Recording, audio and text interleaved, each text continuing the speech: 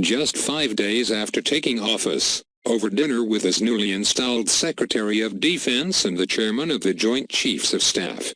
President Trump was presented with the first of what will be many life-or-death decisions whether to approve a commando raid that risked the lives of American Special Operations Forces and foreign civilians alike. President Barack Obama's national security aides had reviewed the plans for a risky attack on a small, heavily guarded brick home of a senior Qaeda collaborator in a mountainous village in a remote part of central Yemen. But Mr. Obama did not act because the Pentagon wanted to launch the attack on a moonless night, and the next one would come after his term had ended. With two of his closest advisors, Jared Kushner and Stephen K. Bannon, joining the dinner at the White House along with Defense Secretary Jim Mattis and General Joseph F. Dunford Jr., Mr. Trump approved sending in the Navy's SEAL Team 6, hoping the raid early last Sunday would scoop up cell phones and laptop computers that could yield valuable clues about one of the world's most dangerous terrorist groups.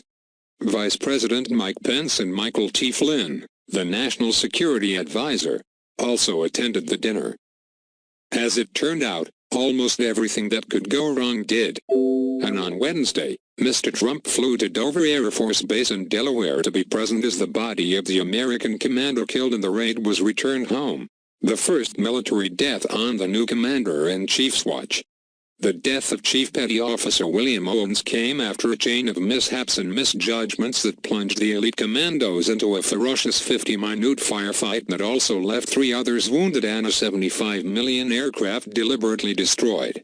There are allegations, which the Pentagon acknowledged on Wednesday night, are most likely correct, that the mission also killed several civilians, including some children. The dead include, by the account of al-Qaeda's branch in Yemen, the 8-year-old daughter of Anwar al-Awlaki, the American-born Qaeda leader who was killed in a targeted drone strike in 2011. Mr. Trump on Sunday hailed his first counterterrorism operation as a success, claiming the commandos captured important intelligence that will assist the U.S. in preventing terrorism against its citizens and people around the world.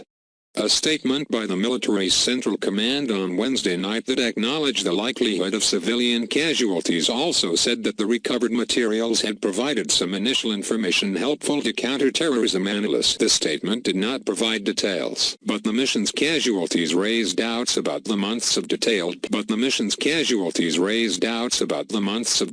planning that went into the operation during the Obama administration, and whether the right questions were raised before its approval. Typically, the president's advisors lay out the risks, but Pentagon officials declined to characterize any discussions with Mr. Trump.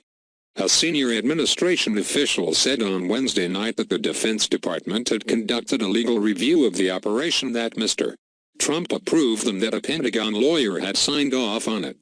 Mr. Trump's new national security team, led by Mr. Flynn, the former head of the Defense Intelligence Agency and a retired general with experience in counterterrorism raids, has said that it wants to speed the decision-making when it comes to such strikes, delegating more power to lower-level officials so that the military may respond more quickly. Indeed, the Pentagon is drafting such plans to accelerate activities against the Qaeda branch in Yemen. But doing that also raises the possibility of error. You can mitigate risk in missions like this, but you can't mitigate risk down to zero, said William Wexler, a former top counterterrorism official at the Pentagon. In this case, the assault force of several dozen commandos, which also included elite soldiers from the United Arab Emirates, was jinxed from the start. Qaeda fighters were somehow tipped off to the stealthy advance toward the village, perhaps by the whine of American drones that local tribal leaders said were flying lower and louder than usual. Through a communications intercept, the commandos knew that the mission had been somehow compromised, but pressed on toward their target roughly 5 miles from where they had been flown into the area. They kind of knew they were screwed from the beginning, one former SEAL Team 6 official said. With the crucial element of surprise lost, the Americans and Emiratis found themselves in a gun battle with Qaeda fighters who took up positions in other houses, a clinic, a school and a mosque, often using women and children as cover, American military officials said in interviews this week.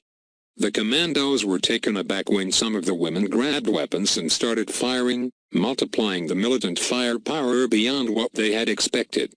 The Americans called in airstrikes from helicopter gunships and fighter aircraft that helped kill some 14 Qaeda fighters, but not before an MV-22 Osprey aircraft involved in the operation experienced a hard landing, injuring 3 more American personnel on board. The Osprey, which the Marine Corps said cost $75 million, was badly damaged and had to be destroyed by an airstrike. The raid, some details of which were first reported by the Washington Post, also destroyed much of the village of Yakla, and left senior Yemeni government officials seething. Yemen's foreign minister, Abdul Malik al-Maklafi, condemned the raid on Monday in a post on his official Twitter account as extrajudicial killings. Bar Shaiban, a Yemeni fellow for Reprieve, a London-based human rights group, said he spoke by phone to a tribal sheikh in the village, Jabr Abu Sarima, who told him people were afraid to leave their houses because the sound of choppers and drones were all over the sky. Everyone feared of being hit by the drones or shot by the soldiers on the ground. After initially denying there were any civilian casualties, Pentagon officials backtracked somewhat on Sunday after reports from the Yemeni authorities began trickling in and grisly photographs of bloody children purportedly killed in the attack appeared on social media sites affiliated with Al-Qaeda's branch in Yemen. Captain Jeff Davis, a Pentagon spokesman, said on Monday that some of the women were combatants. The operation was the first known American-led ground mission in Yemen since December 2014, when members of SEAL Team 6 stormed a village in southern Yemen in an effort to free an American photojournalist held hostage by Al-Qaeda. But the raid ended with the kidnappers killing the journalist and a South African held with him. That mission and the raid over the weekend revealed the shortcomings of secretive military operations in Yemen. The United States was forced to withdraw the last 125 Special Operations advisors from the country in March 2015 after Houthi rebels ousted the government of President Abdurabu Mansur Hadi, the Americans' main counterterrorism partner. The loss of Yemen as a base for American counterterrorism training, advising and intelligence gathering was a significant blow to blunting the advance of Al-Qaeda's branch in the country and keeping tabs on their plots. The Pentagon has tried to start rebuilding its counterterrorism operations in Yemen. However, last year, American Special Operations Forces helped Emirati troops evacuate Qaeda fighters from the port city of Mukalla.